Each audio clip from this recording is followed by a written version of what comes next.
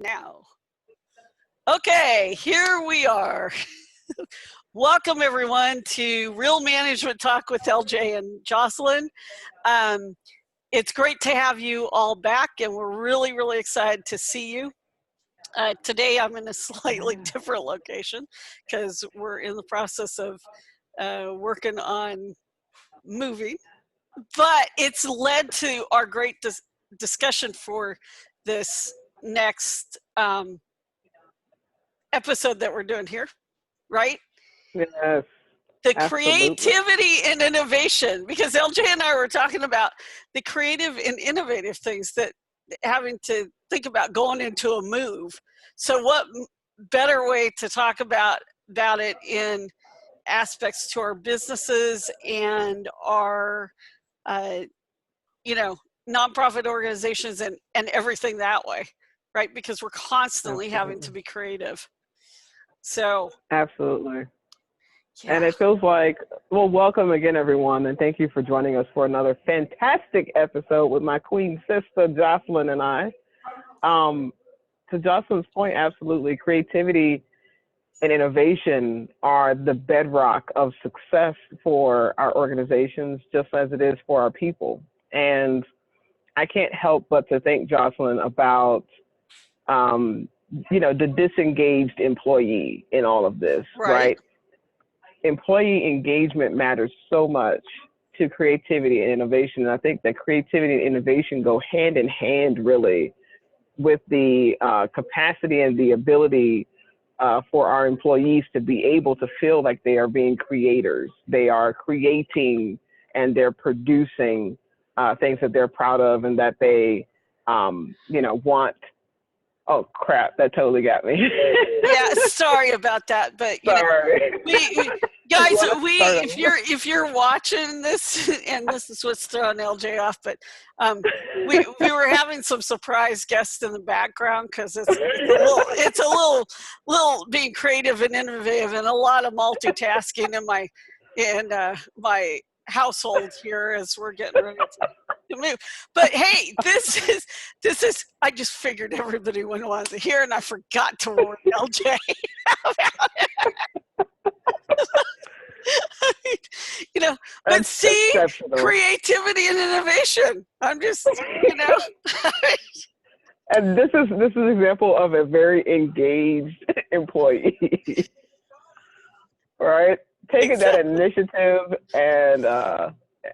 and putting forth the muscle to make some things happen. But no, I mean that's when I think about creativity and innovation, especially with my staff at Tacit, and I know with your staff at Vanconi Business Strategies, one thing that I try to make sure that I do as an employer, as a boss, as a manager, as a leader, is embody that spirit of creativity and innovation in everything that I do, right? I think that there's a lot to be said about embodying the type of innovation and the type of creativity that you would like your employees to produce. Right. Well, no, that is, and that's so important for us to employ that. I mean, um, I'll be the first one to admit that in my business, and because of the way that I'm wired, I do surround myself with a couple of other team members that sometimes are probably, and they are, not probably, they are way more creative than I am because I don't always think completely outside the box. And I know that that's important to surround myself with folks that can or can pull that out of me because of something that they say or something that they do. And um, for all of us, that's really important. I think this gets back to part of the discussion we were having last week about, um, as part of that discussion about supporting all the various roles within your organization, within your business, and the people not only empowering them to do the job, but on the backside supporting them to be creative, to be innovative, to go out and try to solve those problems, or the multitasking. I mean, I know this week we're kind of using me because as we because we're making some changes in our lives, and of course it's making some business changes. So as both of us, for me, with the COVID, for instance, you know, I came home and moved the entire company operations back into my house because that's what I needed to do. On the other side, we now have this other change. And so part of right now with me and my team, for instance, just in business in general, being creative and innovative right now has been, okay, how are we creative with Jocelyn's schedule? So that she can, right? So she can get the things done, but also how, um, where's the creativity? Because there's gonna be a little bit of disruption with all of this, and in our Mm-hmm. businesses, we sometimes, there are periods where we get disruption. So if we just think back to 5 short months ago, gosh, it's hard to believe it's been 5 months, but you know, 5 months ago, we all suddenly had to get creative collectively together, right? Not just our individual businesses, right? Because everything, the way we were doing it, 1 minute was the way we'd been doing it and it worked, and the next minute it was like, oh crud, that's not going to work, right? So I'm getting creative and very innovative as far as how we roll things out, how we do, you know, we do a lot of what people would say, the best word to use for it is mastermind, but they're more than just straight up mastermind groups. That's a lot of our business model. And you know, how do we do this when I'm also moving halfway across the country and moving the company headquarters and everything else halfway across the country, right? Um, so We're about to dominate the East Coast, guys. Real Management we are Talk is going to the East Coast. we We're are about to dominate. It's happening. we Well, are no, and let me jump in too, yeah. because you inspired me to think about something else. You know, with my team, the team has been, we were co-located at one point, but we are all now working remotely, and some of us are in Washington State, some of us are in Tennessee, some of us are in Virginia, some of us are in Maryland, so some of us are in New York now. So I think this pandemic has forced us to rethink work and to rethink busy, right? And so, you know, when you can't go into the office and walk in on that employee and hope to see them busy, right? You can't do that. You have to just sort of trust that they are, whatever time that you're paying them for, that they're actually doing work for you during that time. You just have to sort of trust it now and hope that the work output, the product, is something that is satisfactory enough to, you know, keep that relationship intact in place. That has forced me, though, because I kind of was a micromanager before, it's forced me to really change how I hire, and it's forced me to really change how I structure how they are paid. You know, and I think that that's part of the creativity and the innovation sort of spectrum is, you know, our employees are looking at their payment, you know, every 2 weeks, every month. They're looking at that as our way of basically quantifying their value, the value that they're giving us to the company, right? Right. So if that value is not on par, or at least exceeding what it is that they expect, right? How they value themselves and how they value their own output, you know, you're going to see some disengagement. You're going to also see a lot of bitterness. And I think for me, I've tried to keep those lines of communication open so that I can find other ways outside of money right now to bring that fulfillment, to bring the value, to bring the appreciation, to bring the recognition, to bring the care. I've been doing what I can, sending gifts, you know, things of that sort, to remind my staff that even during this time, I know the pay isn't great, and I know the benefits aren't all that great either, but we are very much valuing the work that you do. We very much appreciate it, and it's not a but, it's an and we're hoping that we can continue to grow with you. We're hoping that we can continue to take care of you and your family and your community, so that, you know, we can keep you long term. But I think that that's another part of the conversation when we think about creativity and innovation is really being very intentional about meeting our staff's demand, our team's demands.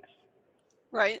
Well, no, I totally agree with you, and I think it gets back even though when we're talking like overall, say, nonprofit organizations, for instance, since on this particular podcast that we do, we focus a lot that way. We talk about, um, you know, when we're looking at that overall, one of the things that we often see, and I know we've both seen it, where nonprofit organizations don't value their team, the organization as a whole, from the leadership level all the way down.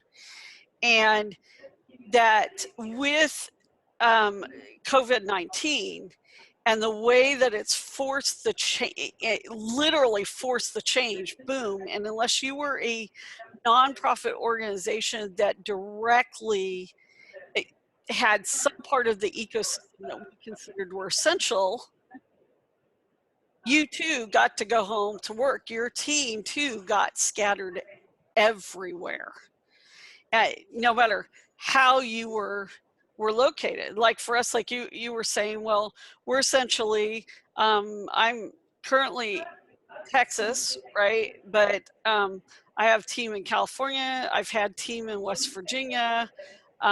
We've had team Nevada, you know, people scattered all over the place at times. And the biggest thing about that is, for us, it wasn't quite the adjustment, but there was a couple of nonprofits that I was working with when all this came down, and they were in the category that wasn't considered essential, even though some of the function that they did, definitely everybody would say it's part of the necessary, you know, ecosystem, but they still weren't considered those essential ones that could really be in their businesses. And so all of a sudden they found themselves in the situation where they had to trust their staff, like you were talking about, you know. And I'm just like you. I mean, I greatly suffered from that micro. I think most of us do, especially when we first start managing people, if we're really honest with ourselves, the whole micromanaging thing.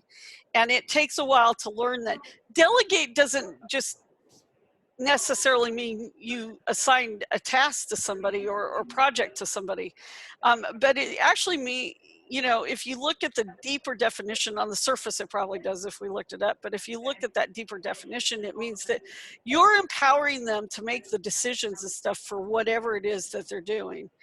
And but you also have to let it go and trust them with that. And I think a lot of our nonprofits, I mean, I know some of the ones we worked with, that was a real, like with some of the leaders and stuff that, you know, I talked to directly, that I worked with directly, not my team working with their stuff, but, you know, with the whole like, oh my gosh, I don't know because I've had, and now I'm getting excuses. But it also shows the cracks and where you need to make a change, whether you're the business owner slash founder, or you're the founder of a nonprofit slash, you know, and you're the person that's empowered with making those changes. And I think a lot of people have seen that where they've had to literally make staff changes over the last 5 months, because what it really showed was that that person was not a good staff fit for their culture. Not that the person was a bad person, or not that the person actually couldn't do the work, but the truth is that person would, a lot of times, and we've both seen it, which is they were busy. So like you're saying, you come in to talk to them and they're busy, but they weren't really busy doing your, you know, your work, right? So and when we have situations like we have now, that really comes out. And you know what's interesting about that though, Jocelyn, is I'm going to be honest, okay? When I think back to when I was someone's employee, and I think back to how I spent that 8 hours, right? And you know, I'm talking when I was an employee, a grant writing employee, right? Like I was a grant professional, grant administrator. I'm going to be real with you. I would probably, of the 8 hours in the day, I would probably spend about 4 hours that I could honestly attribute time and effort directly spent on my job, right? Doing the work for the organization. The other 4 hours were mine. Mhm.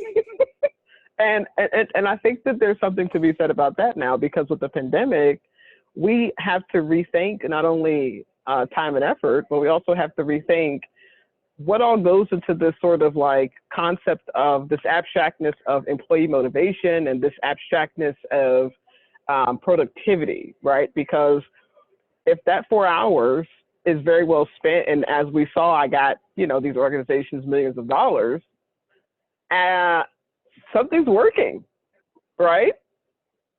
If I would have added the other 4 to that and made it a full 8 hours every day, would that have meant that the return on investment would have been more money? Maybe not, right? Maybe I would have felt more burdened. I would have felt that I had less time to do what I really wanted to do. So I think that there's a lot of opportunity now to think about how business is really conducted, but then also thinking about how much time it really kind of does take to turn out results, desired results, right? And Right. how to be efficient and effective, I think, in that sort of thought space. Oh, yeah, and you know, I 100% agree with you because, you know, I'll admit, especially when in a period of my career where I was, you know, handling all of the grants function full time and everything, and that's all I did day in and day out. And there's a point where you personally just get efficient and fast enough that you can do the job in 4-hour chunks every day. And I agree that this is um, forcing the change in thinking about what it really means, about the fact that first off, does the job really require 8 hours or 10 or 12, depending? And secondly, um, you know, should you really expect the person? I mean, I know for me, there were times though that, you know, I might write in a 12 straight hour chunk because of the way that I process writing and everything, and then not really get anything done for 2 days, but I had to go sit in the office. Like, uh, you know, Absolutely. That so was it's me too. not. I think what the big thing is, and I think for a lot of nonprofit leaders who are listening to this, I'm just going to say this: you need to rethink with your staff, because a lot of times you're just forcing them to be busy, and they stop actually being productive. I mean, It's the law of diminishing returns. yeah, it totally is, and I know that, you know, sometimes when you're running a business, you're running an organization, you can be that same person that's like, eh, you know, there's days that you're like, oh man, I'm not getting anything done, or boom, boom, boom, boom, right?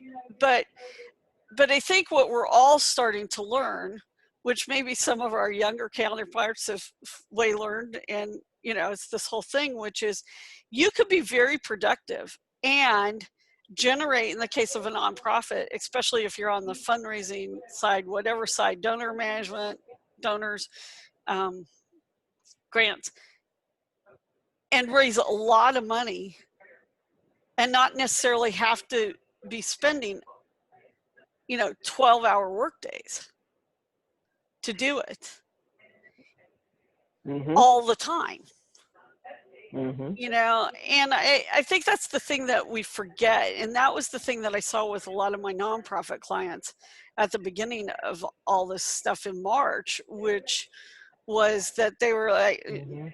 you know, and working with and talking with um, EDs and like that, and literally talking through things with them and saying, okay, we'll try this, try that, like this. Um, Mhm. and of course, pay gets adjusted accordingly if on certain things.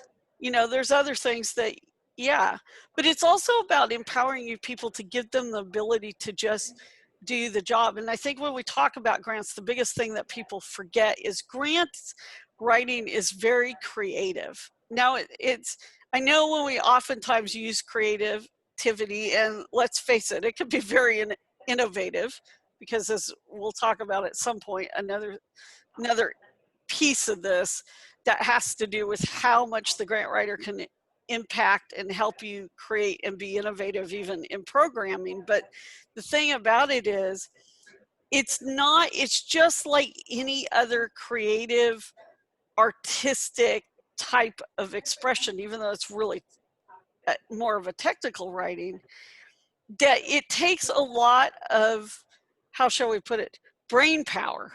And sometimes your brain runs and you have to get up and be able to go do other things and rearrange it. And when we have organization leaders that we're working with that don't understand that and don't support that, and they think that you're sloughing off, especially when you're writing grants, that's a problem. Mm-hmm. Absolutely. Right? It's the law of diminishing returns, but like you said before, we understand that the reason why we have the 8-hour workday is because it's labor law, right? We are trying to make sure that our employees are full-time so that they get those full-time benefits. So we understand. We want to be able to take care of our team's families. So we're not trying to undervalue the effort, the time and effort. We still want to make sure that you're paid your due. But like Jocelyn, like you're saying, it's if you need time to get up and stand up and go run a mile and come back, I need to be able to make sure that you are taken care of to be able to do that, right? Like you Exactly. shouldn't feel the threat of not being able to have health insurance because you're not a full-time employee anymore, you know, because, you know what I'm saying? So this draconian sort of way of trying to manage employees towards productivity. It's like, no, we have to evolve from that.